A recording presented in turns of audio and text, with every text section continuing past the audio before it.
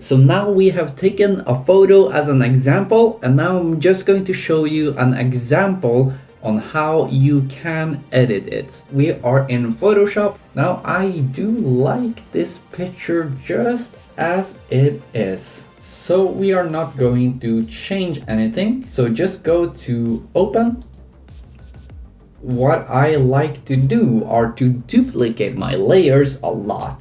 So we need to uncheck or unlock this background layer. Just double click and press OK, and the lock is gone, and now you can duplicate as many as you want by right clicking and going up to duplicate layer.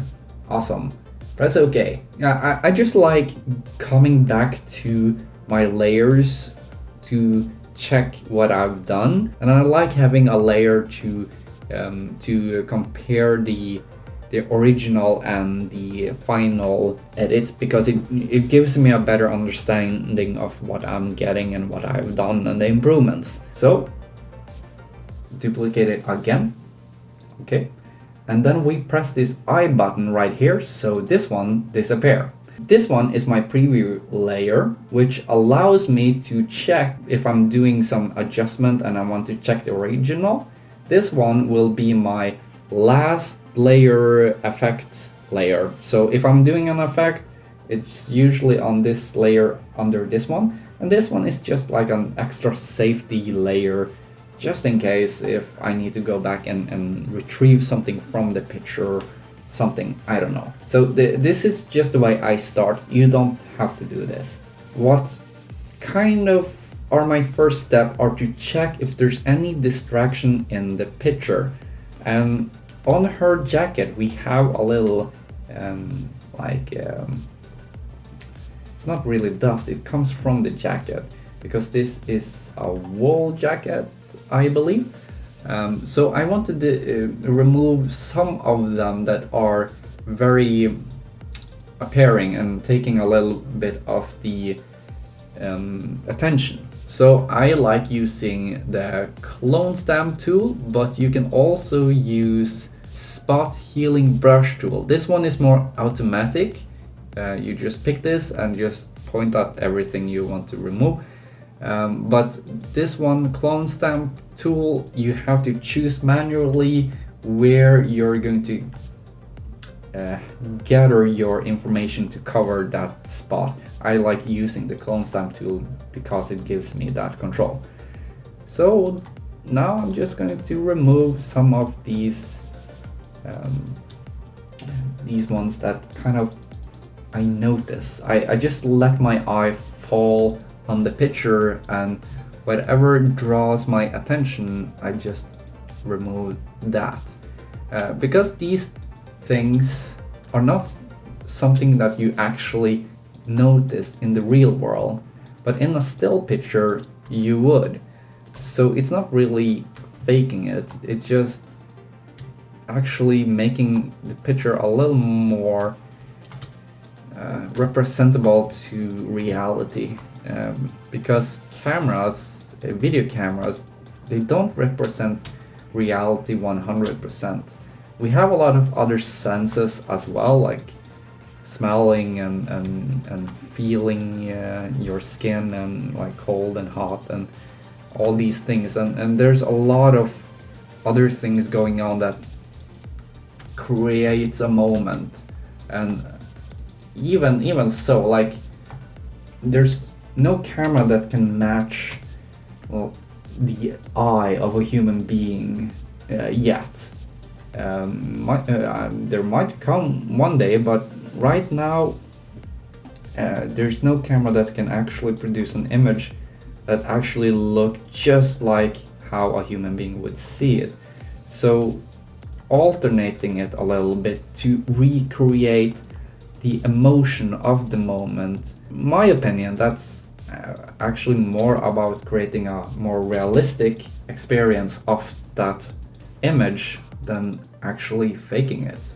So of course it really depends on what you're doing. So it starts looking pretty good. Of course you can sit here and go really OCD on this and remove every single little dot that you can see.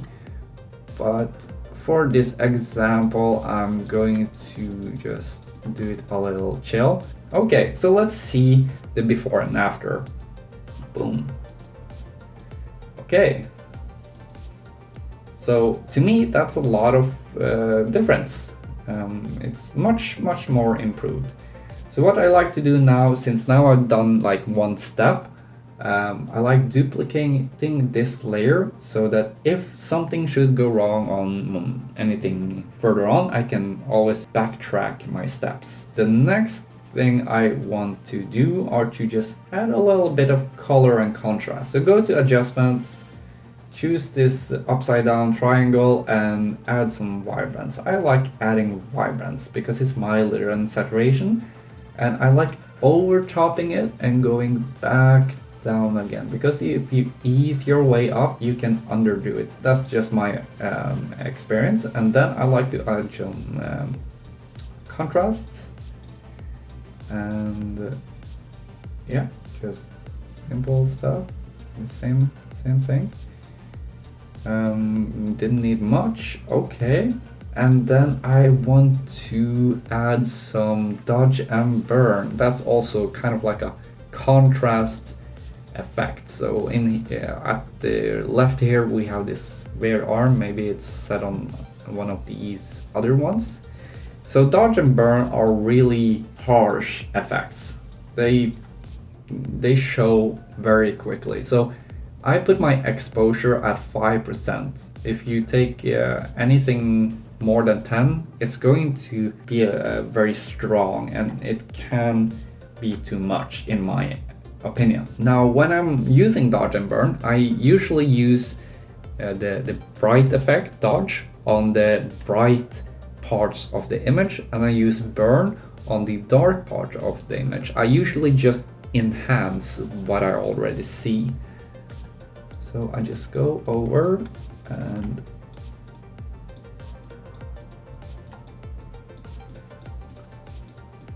yeah. And it's the same with this as well. Like the whole editing process, if you're going to do this for a living, you need to find ways to enjoy it. Dodge and burn can be used on the whole image. Usually the hair are where you will get the best effects. And the hair also have like these highlights, the dark spots and so on. Just yeah, try and just feel it, kind of like use the force.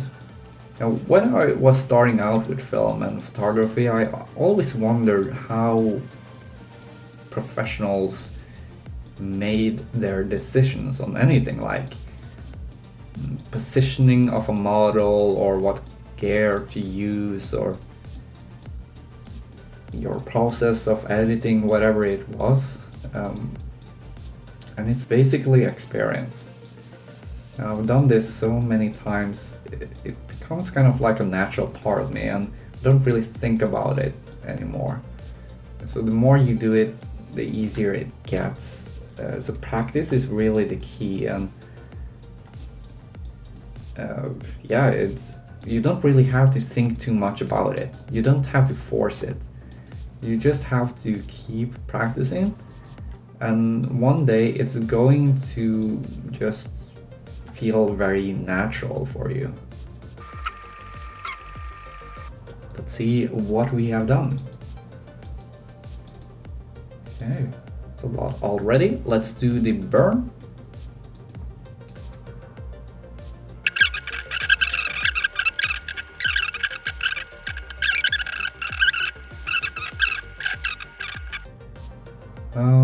Okay, let's see what we got now.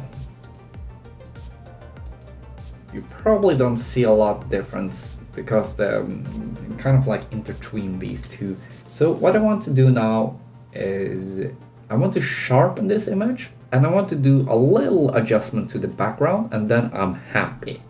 So the way I like to sharpen my photos are to first Duplicate all the top layer. Okay, again. Then right click on that layer and create or convert to smart object. Boom. And then we are going up to filter, and we are going down to other, and we are choosing high pass. Now high pass, as you can see here, kind of outlines the, I guess, outlines of the picture. It creates a contrast within around the pixels, kind of. So you don't get as much noise as other sharpening processes, which is what I understand from it. Maybe I'm totally wrong here, but it's just the way I sharpen an image. I like using something between 1 and 5 on this scale. It's very easy to go a bit too much. Of course, it's just guidelines and what I like doing. So I'll do 3.5 here for no reason at all. I'm happy. Let's go for it. Okay, so now you have a strange looking image. So let's go to our layer, and then you find this this icon down here, and you click on it, and then you change this mode to soft light. You could use overlay if you want. Now we have added the sharpening effect, but I don't like sharpening the whole image usually. Sometimes I do, but usually I just want to sharpen the kind of the things I want to draw attention to. And when it's portrait, that's usually the eyes, the nose, the mouth, the hair, the dress, that kind of stuff, especially not the background.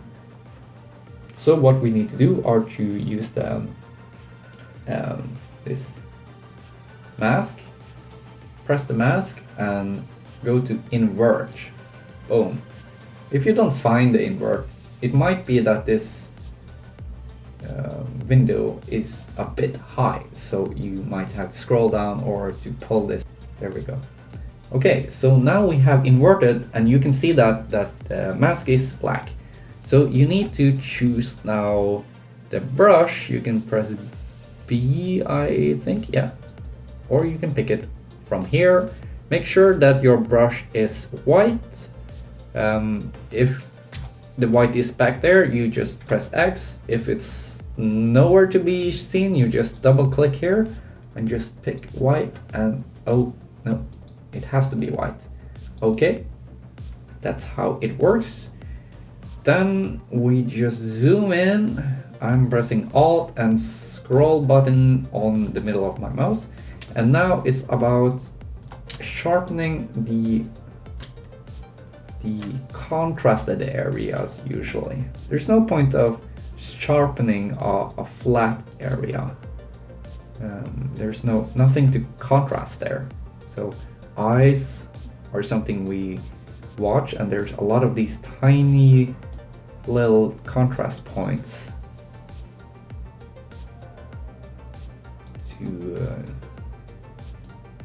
enhance, I guess. And the same with the eyebrow. It's part of the eye, part of your expression, something that I like getting out. I don't usually sharpen the white of the eye because sometimes there's like veins and stuff there, and that's usually not the most charming thing to see unless you're making like a zombie thing or whatever. It happens to all of us, and they come and go, kind of. Not the zombies, the eye veins. Zombies, they should never come. Or maybe it kind of would be, now it would be fun. Like video games maybe, but not reality, I guess. COVID is kind of like a post-apocalyptic zombie thing. Strange times. Yeah, I'm filming this during COVID. If you're seeing this post-COVID time, I'm hoping you are COVID free. No COVID there in the future, I hope. or at least controllable COVID. So yeah, oh, that was a bit much. Yeah, it's a bit much if you starting noticing a lot of like pixels that doesn't seem natural. Okay, so let's just see before and after on this one. There's a lot of difference here. Line the nose, I do the eyes, make sure you get these lines, and the eyebrow, the mouth, and that's about the face. And you can also do the hat. If you want to, you don't have to, of course, you are free to do whatever you want as long as you don't hurt anyone.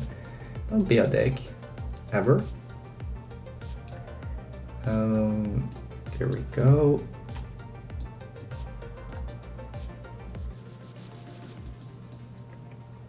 Doesn't matter if you miss a little. It's okay. People will not notice these tiny details. It's very easy to kind of become obsessed with like these details as a photographer. And it will hurt you if you do. Like, it will be painful. I've been there, at least. Okay, let's see.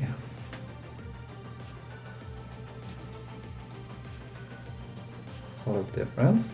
How is it? I feel there's a tiny bit too sharp on the hair. So what I want to do are to now select black.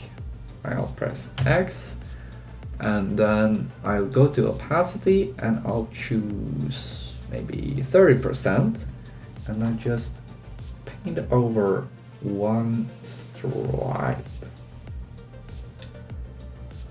of these parts where I think is a bit much, and maybe a little less on this one. And I think this is very good. Okay, I'm happy with that.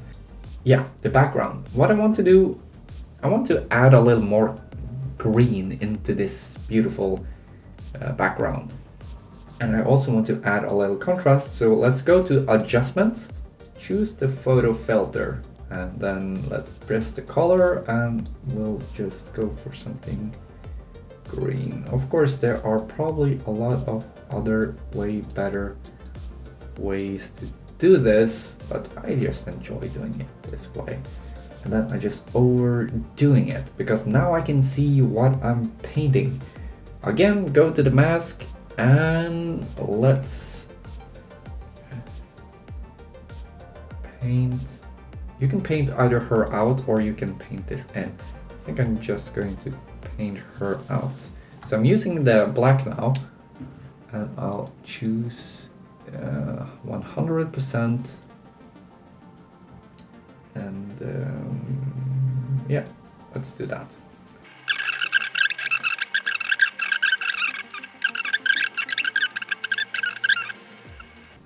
So now we have added like a general green to the whole background, which kind of melt the whole background a bit more together. And as you can see, she is kind of popping a bit more out of the image.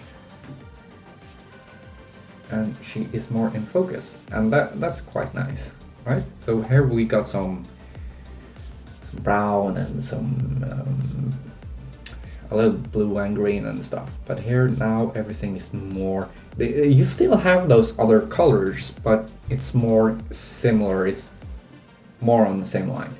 And then we want to go to adjustment. I'm just gonna test something out and add some contrast.